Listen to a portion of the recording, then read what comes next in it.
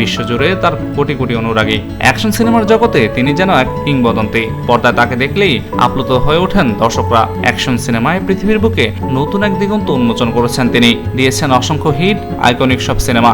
বলছিলাম 90-এর দশকের সিনেমা প্রেমীদের সর্বাধিক প্রিয় অভিনেতা জ্যাকি চ্যানের কথা।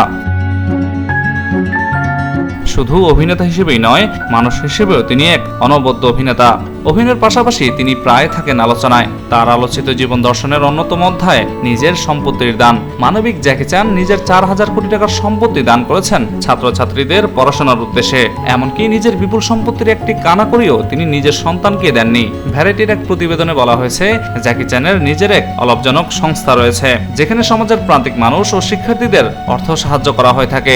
গত বছর এক অনুষ্ঠানে হাজির হয়ে জ্যাকি চ্যান ঘোষণা করেন, তার সম্পত্তির কানাকড়িও পাবে না ছেলে, বরং তা দান করা হবে সে অলাভজনক সংস্থায়।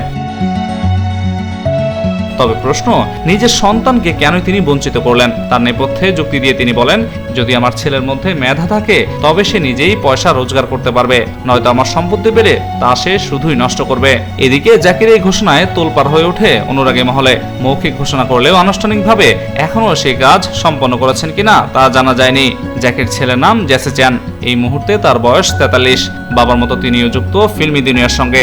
গায়ক, অভিনেতা, পরিচালক এসব ভূমিকাতেই দেখা গিয়েছে তাকে, যদিও বাবার মতো জনপ্রিয়তা অর্জন করতে পারেনি জেসি।